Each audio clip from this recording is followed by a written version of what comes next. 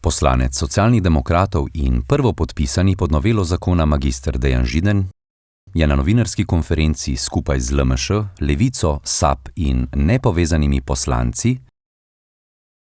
predstavil v zakonodajno proceduro vložene novele zakona o pokojninskem in invalidskem zavarovanju,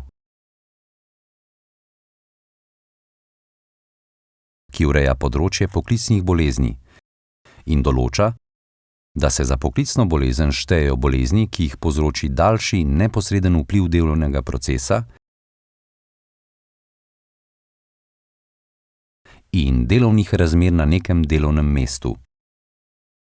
S sprejemom predlaganega zakona bi bil narejen korak naprej proti koncu več kot 20-letnega obdobja, v katerem se v Sloveniji obstoj poklicnih bolezni, z izjemo azbestoze, dejansko ne ugotavlja in posledično ne evidentira. Za številne delavce bi ustrezna pripoznava obstoja poklicne bolezni predstavljala ugodnejši položaj in pravice iz zdravstvenega ter pokojninskega in invalidskega zavarovanja. Židan je bil uvodoma jasen. Sistem poklicnih bolezni v Sloveniji ne deluje več kot 20 let, čeprav je Slovenija podpisnica mednarodne konvencije o odškodnini za poklicne bolezni. Delavke in delavci pa plačujejo obvezno pokojninsko in invalidsko ter zdravstveno zavarovanje za primer poklicne bolezni in poškodbe na delu. Med najpogostejšimi poklicnimi boleznimi povsod po svetu je naglušnost. Ko ljudje po desetletjih dela v hrupnem okolju postanejo naglušni, niso upravičeni do odškodnine, ampak zgolj do slušnega aparata.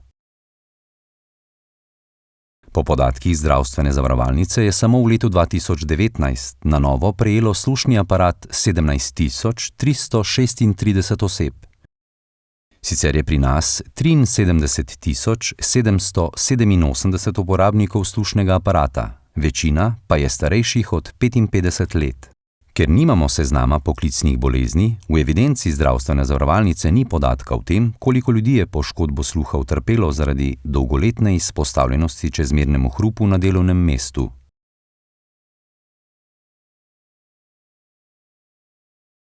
Odsotnost seznama poklicnih bolezni nas omejuje tudi pri tem, da ne moremo sprejeti ukrepov za odpravo tveganj in preprečevanje nastanka poklicnih bolezni.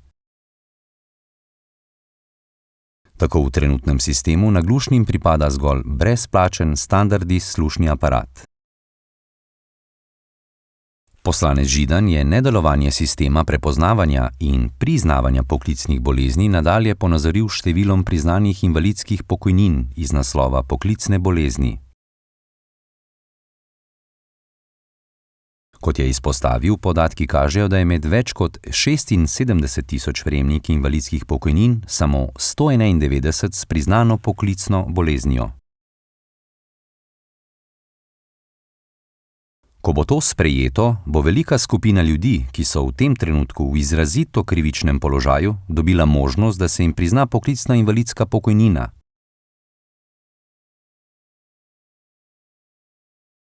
S tem bomo na leto pomagali vsaj 600 ljudem, je pojasnil Židan.